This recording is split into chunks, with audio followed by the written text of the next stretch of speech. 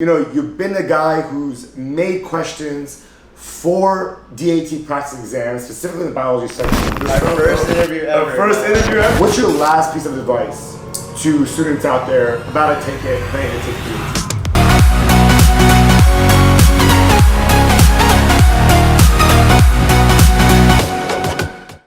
What's going on, guys? Welcome back to the channel. So today we got another special interview. Even before orientation, this is a student that I've met. We became close friends. We've learned a lot about each other. This video is all about the DAT. My friend Daniel, I'm about to bring him on, about to introduce him to you guys. He is 21 years old. He is from Michigan, and he's the #1 guy that I think can give you guys a very different perspective and deep insight, pros and cons and tips about the DAT. So without further ado, Daniel, welcome to the channel, dude. Welcome to the channel. All right. The one thing that blew my mind is 21 years old, except it's a dental school, man. He's a legend. But Daniel, take it away, man. Go ahead. All right. So my name is Daniel Wan. I graduated from University of Detroit Mercy as a biology major. I graduated 2021. And one of my hobbies is to swim. No way, swimmer. Yeah, I used to be a competitive swimmer in high school. So yeah. Wow. I love the water. You're just full of mysteries, man. You're just a impressive guy. What was your passion, your vision, your drive that like really kept you going throughout your studies, your academics, and this path to getting to where you are today? You know, what was that motivation for you? My friends and my family that really kept me going. Like whenever I lose like motivation, like to study, or when I want to like kind of relax and just like be lazy. And if I'm mistaken, you told me your brother's about 2 years older than you, correct? And yes. Is that Detroit Mercy's dental school? Yeah. So I have an older brother who is currently a D3 student at Detroit Mercy Dental School, and so he's been like kind of my mentor, giving me tips on how to like study for the DAT, how to prepare for class, how to just prepare for my future. It's a huge insight. Yeah. It's a huge gain for you. They give you a heads up early on when you're coming into undergrad. You listen, Daniel, this is what you got to do. This is what you got to stay focused on, and make sure you reach these certain grades because it's going to come in handy time of application. Yeah. And also, since we are pursuing the same career, I've been kind of following his footsteps. Yeah. So he's been guiding me in the right direction, which is really, really helpful. So since we now know a little bit about Daniel and where he comes from, and now he's in Boston, Massachusetts, like the rest of us, through conversation, we started getting to know one another, and I thought right away he would be the best person to talk about the DAT. Why? Because he actually is involved with the DAT company, and he generates himself. He writes DAT practice test questions for that specific company. So he has a great insight, and I definitely think he give advice to any student out there, whether if you're an undergrad, about to take your DAT, planning to take your DAT, the do's, the don'ts, the most asked questions that he gets, and also what he believes that he struggled the most with, and maybe give you a different perspective on how to navigate your way to getting the most successful DAT score that you can. What's the #1 question that students ask you regarding how to succeed on DAT? Right, since the biology section of the DAT is such a broad section, it is really hard to study every single concept. So what kind of advice I give to my peers or my students is try to study the basic concepts that are really the surface levels, and try to apply that knowledge into your learning, and when those type of question pops out, you'll be ready. And yeah, I think that's huge, because even with the time span we have, right, we don't have that much time to study for the DAT. It's about 8 weeks, give or take. So you're pretty much saying, don't just memorize the information. Learn the concepts, go back and review the concepts so that we can apply in different angles to different questions. Yeah. Because I feel like for me at least, when I took my DAT the first and second time, I was just completely memorizing. I was trying to get my DAT in on time.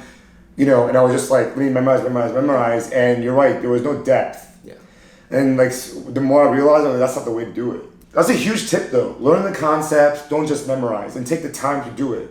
And have you ever told students, listen, if you're not ready, don't take it? See, it's hard to say, because for me personally, I wasn't really ready myself. I didn't feel ready. I didn't feel like I knew everything. But so you never felt you were ready? Yes. But one thing that you need is confidence in yourself, right? So when you're taking taking the exam and you don't know a certain question, you need that confidence. Like, oh, you can't be like, I think I know it. You have to be like, oh, since I like studied this much, I know it. And you go into that mindset, into the exam, thinking, like, I got this. Yeah, you got it. No matter what the score is, you put in the hard work. So like, the result will show. Because those question like practice exams, sometimes, I mean, they're good indication, and sometimes they're just much more difficult than the actual questions on DAT. So I feel like that's something we can never control. We would never know what type of difficulty we're ever going to get on a DAT exam. That's true. But we can just do our best based on the practice exams we're taking. All right, we got this. What was like the most beneficial resources, study methods, or ways that maximize, your score, maximize your ability to score well? All right. So for myself personally, I know that I'm like a visual learner. So, and I'll first read like a textbook. I use the Campbell textbook to study for the biology section. Oh, nice. How many hours did you study biology a day, you think? So I split it into like 3 time slots. So I studied bio first. Okay. And then I'll study like Gen Chem and Orgo. But I'll focus more on the bio section in the morning since I'm like awake and like it's like fresh in my mind. And it's a bigger section too, a lot more information there. So overall in the day you would do how many hours of studying, do you think? For yourself? So I studied for about 3 months and I studied around 7 hours a day. 7 hours a day, that's pretty solid. Okay, so we're starting with the biology, dividing it up, you're reading the Kendall for that. Yeah. And after reading the textbook, I would search up YouTube videos about the topic since like I would learn more visually and they explain it really detailed. There's a bunch of like YouTube videos. There's also I also watch documentaries, like for... Really? Yeah. So on what? I didn't know that. When they, on taxonomy, there's like, I watch a documentary about like octopuses. Taxonomy is the densest, hardest, a lot of information. And through really like watching these videos or documentaries, I was also able to kind of like apply the things I learned through reading the textbook into the videos I watch. It comes full circle. Yeah. The same thing where you're saying like don't just memorize. You actually went out of your way to get more information about the topics, documentaries, and you knew from the beginning what type of learner you were. Yeah. So you weren't just tricking yourself as like, all right, I'm just gonna read, memorize. You were like, I gotta see visuals. I gotta see different ways of soaking in the information. Yeah. Nice. So you're doing documentaries, you're doing all this, and then what about like for the chemistries and organic chemistry? For chemistry and organic chemistry, it's a little bit different than bio, where it's not that much, it's not as much of a big section as biology, right? Got it. So what I did for chemistry and orgo is just memorization. I think that's the only reactions, formulas, and just applying in different circumstances and ways. Because all those, they try to trick you up on they give you either one part of the equation or the other you gotta solve for X, right? Especially for general chemistry. And repetition is like really, really important for those type of sections because those type of questions, that you see do show up in the actual DAT. Right. Right, you're 100% right. And then orgo is straight up memorize the reactions. Yeah. Definitely. Right. What do you think? What's your advice for the orgo? You think? Definitely memorizing the reactions and how the reactions work. Right. Because just like memorizing the reaction, they could change up a little bit in the exam, and you'll be thrown off. Right. So you want to know why these reactions are happening, why things are happening, but also memorizing the names of it and then how things work.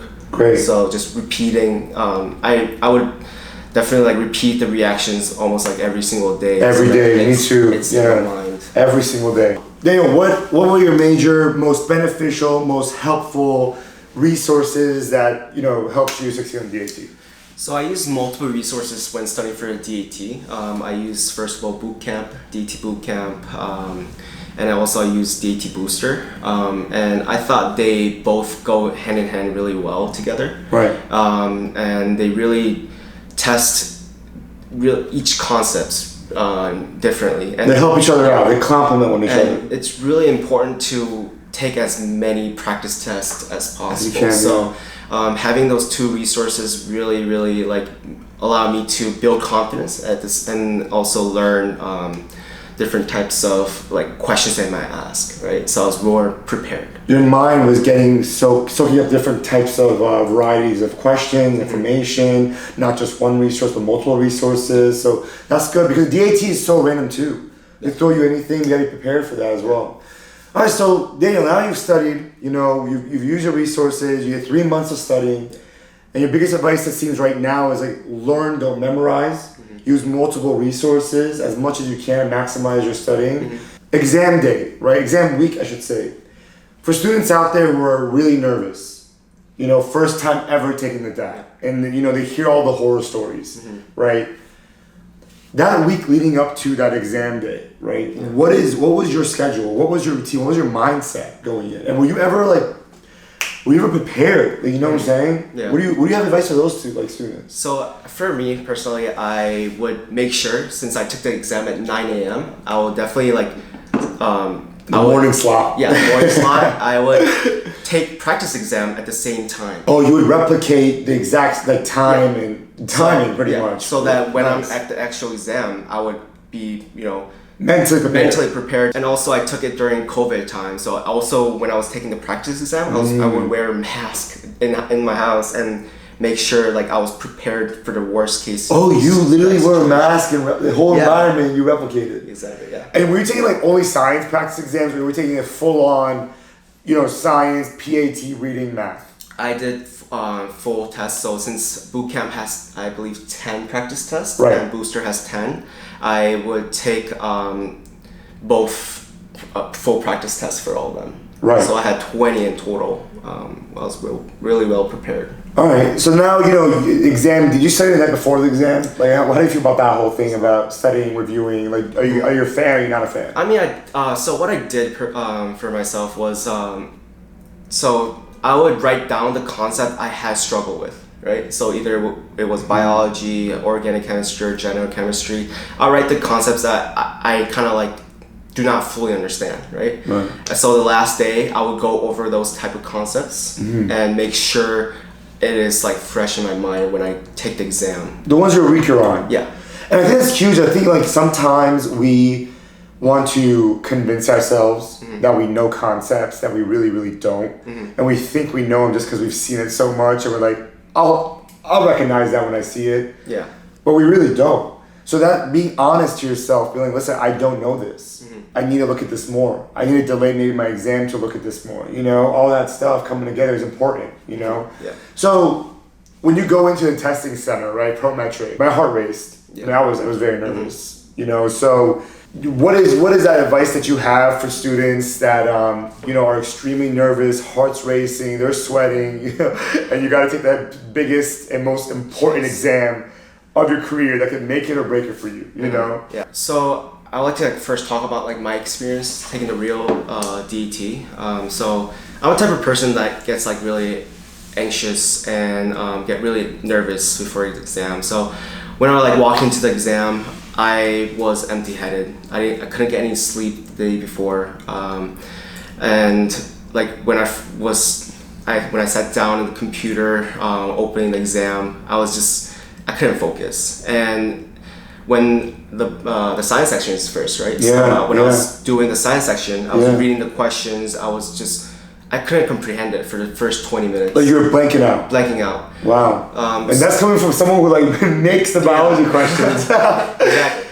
So I was really just having kind of an anxiety attack for the first 20 minutes. But for the people who are going to be taking the exam, for tips, don't try to kind of relax and just do the question that you kind of know, really know it for sure. Right. And if you don't know, skip go. Don't wait on questions. You can always mark the questions and come back to it later.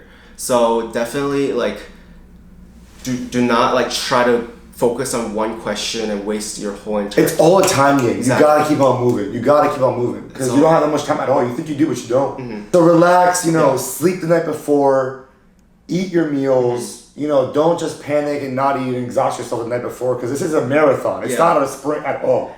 This is something you gotta it's for the long run. Yeah. So you mentally, physically, you gotta be game. You gotta be ready to perform. Yeah, and also I know like some people who like drinks coffee in the morning. And just all like jittery, ready to go, and that's just like not Yeah, right. I mean for me personally, I wouldn't recommend it because I wouldn't either. I would just be rushing through the exam. Like, unless you're like really like you need coffee to function in the morning, I wouldn't, unless that's the situation, I would not recommend that. So we covered a lot in this interview so far. We're gonna wrap this interview up. We're going to DAT for now. If you guys are interested in a part 2 with Daniel, comment down below any other questions you guys may have that you want to ask him, and we'll rerun this back. Won't take any time at all, so feel free to ask any questions in the comment section, and we'll do a part 2. So Daniel, to wrap the video up, final words. You've been the guy who's made questions for DAT practice exams, specifically in the biology section. So you've been there, you've done it, you know the ins and outs. What's your last piece of advice to students out there about to take it, planning to take DAT? So my last advice is find your way of like studying. Like find the true, like what really allows you to learn the most, right? There's multiple resources online. There's multiple resources that are available. So use it. Like whether that is you're like a group studier, study with your groups. If you're a visual learner, there's a bunch of like videos. There's a bunch of like images that are available online. Right, because there's a lot of different programs, a lot of different resources out there that a lot of students can use. But you really got to know the way you study best. And you have to be honest with yourself to begin with, to maximize your study potential and time that you don't really have, right? So, that's why we're making these videos. We're making these videos to have honest, real conversations with students who have been there, experienced it. And, Daniel's the best of the best when it comes to like DAT material and knowledge. So, you guys can listen to him, you guys can try it out. What we're saying may not always work for you. So you gotta really know what works for you and find those resources to help you maximize your potential to succeed on the DAT. Yo, Daniel, thanks so much, man, for joining the Whitney family, bro.